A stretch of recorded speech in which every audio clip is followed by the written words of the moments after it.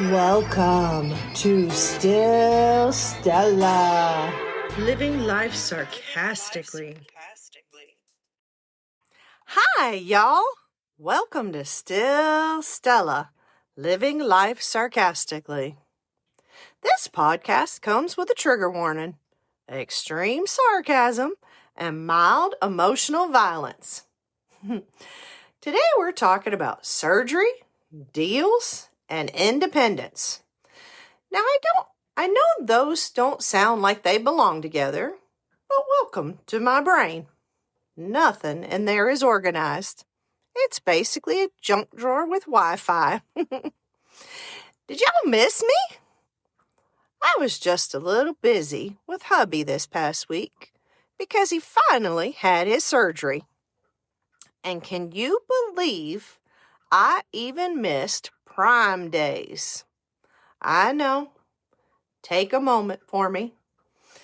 There goes my deep discounts right out the window. My cart was full.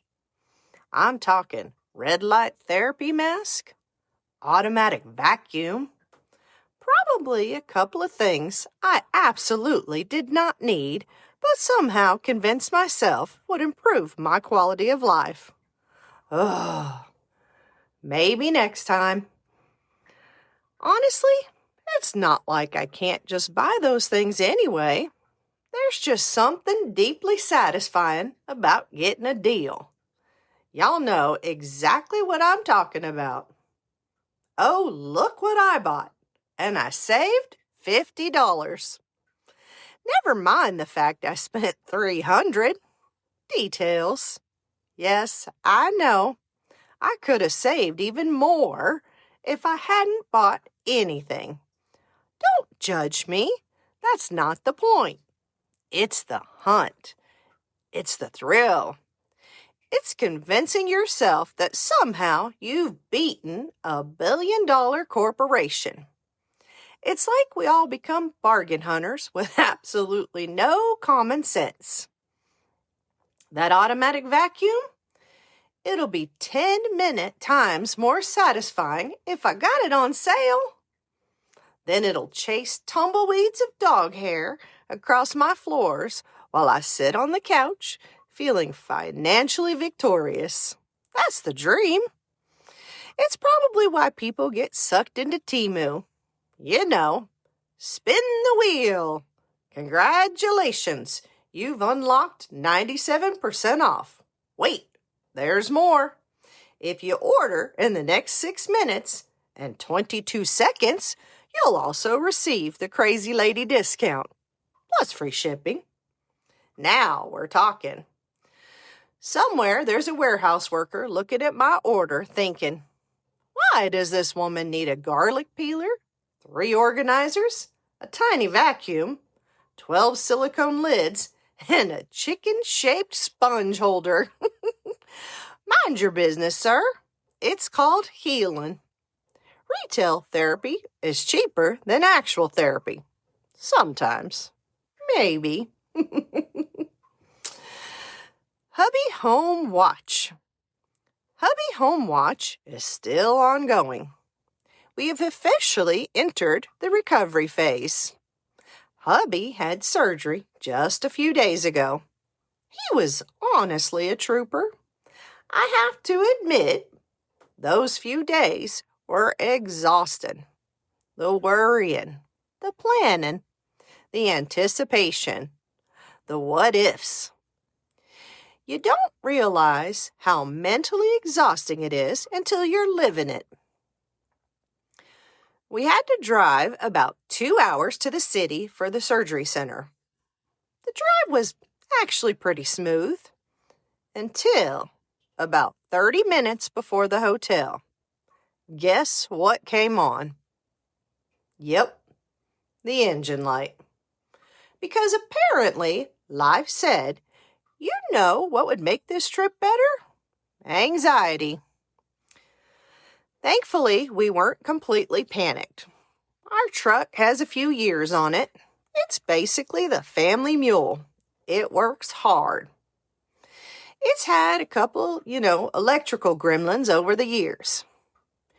Usually, it's just some old wire deciding it's time for attention.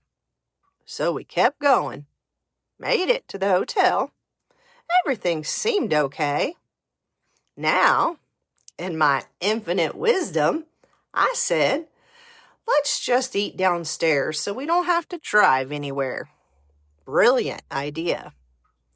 They had a little bar with wraps, sandwiches, wings, simple stuff. The wraps looked pretty good in the pictures. We should have known we were in trouble the moment they said, we don't have any wraps right now. Excuse me? Half your menu is wraps. How do you not have wraps? So we settled on chicken sandwiches with tater tots. The sandwich, it was acceptable, not memorable, just existing. Then I bit into those tater tots. Soggy. Nobody, and I mean nobody, likes soggy tots. If Napoleon Dynamite had shown up, he'd have thrown them back. We ate them anyway because we were tired, stressed, and hungry. Looking back, I don't think the food caused my stomach to hurt all that much. It was probably anxiety. I was worried about hubby. He was worried about surgery. Nobody slept. The next morning, we got showered and headed to the surgery center. Way too early, because hospitals always want you there before the sun has fully accepted the day. Hubby hasn't had surgery in over 30 years. He was nervous, really nervous. Then they walked in to discuss the nerve block.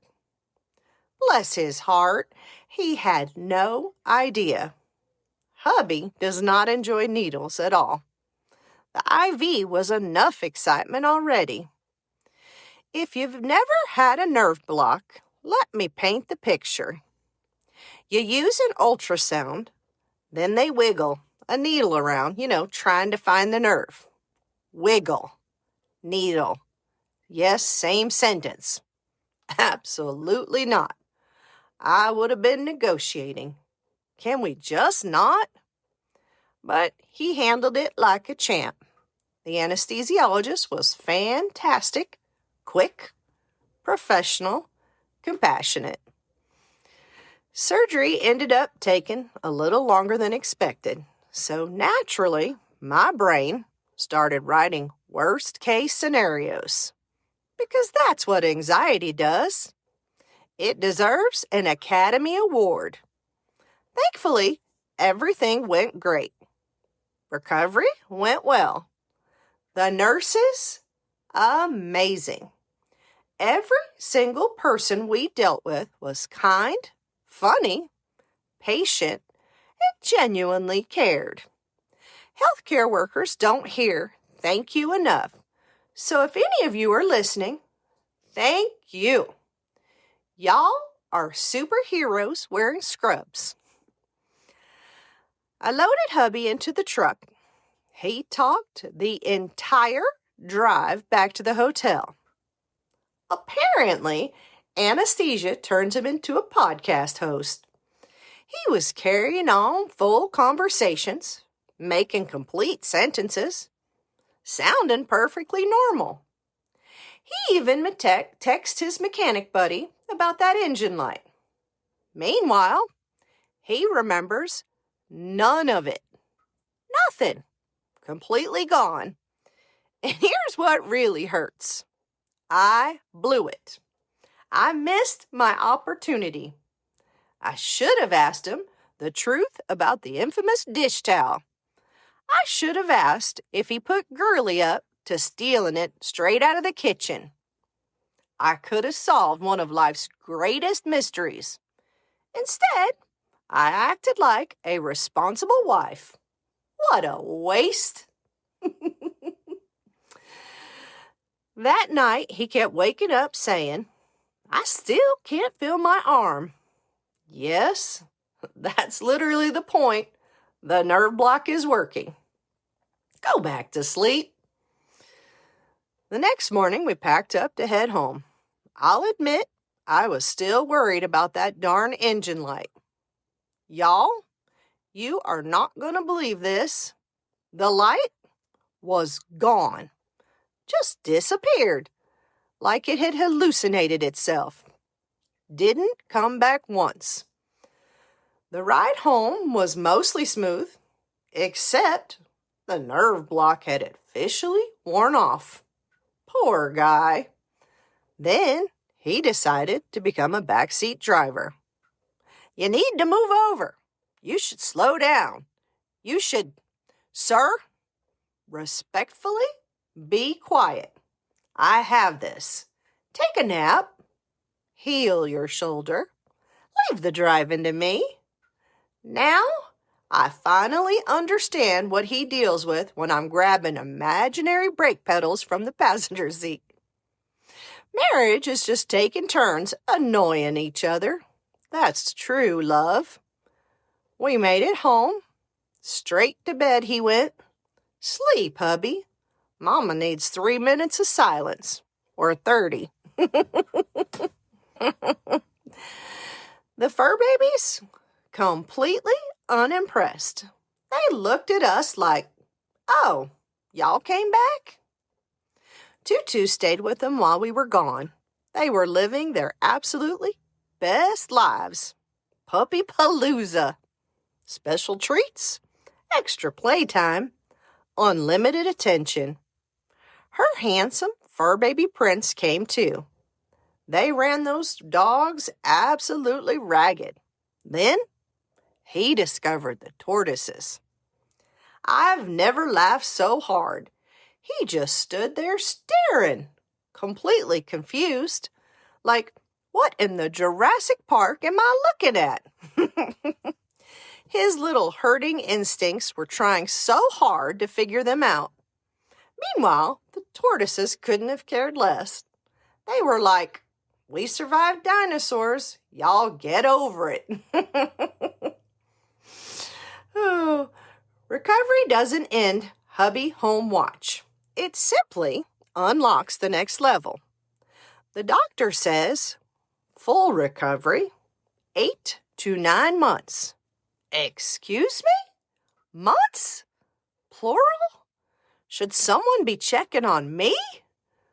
Maybe hubby home watch needs wellness checks too. Just make sure we're both still alive. Nobody's walked the plank.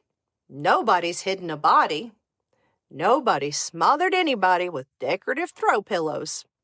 Although, to be fair, starting over with another surgery just sounds exhausting. So he's probably safe. Let's talk about pain scales.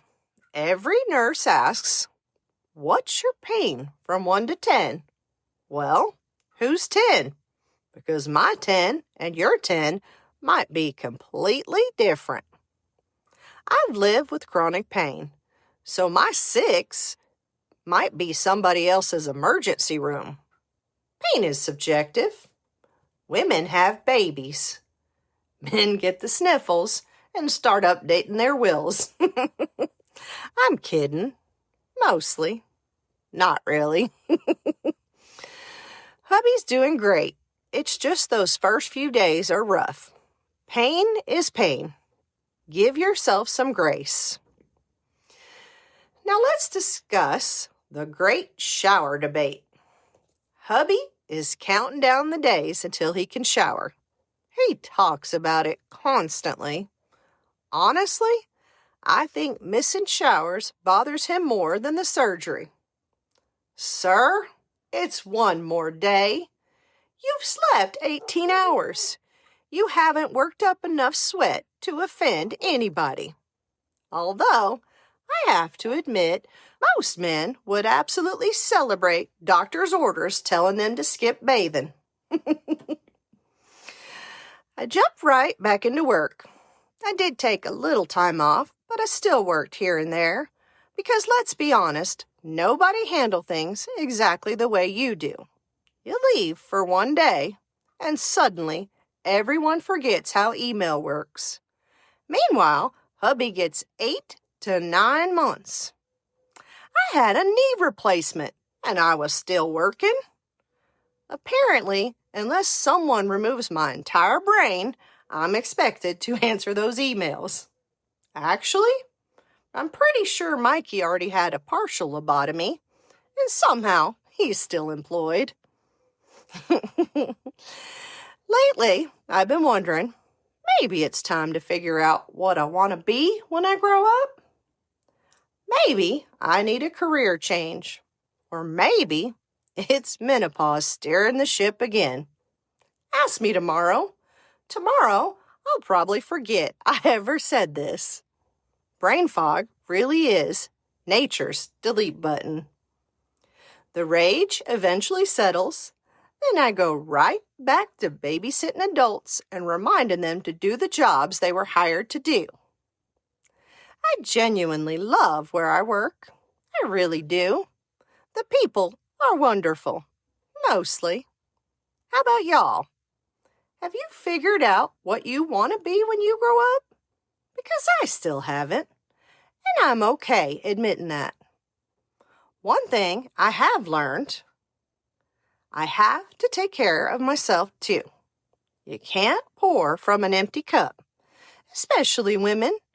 We were raised to make sure everyone else was okay first.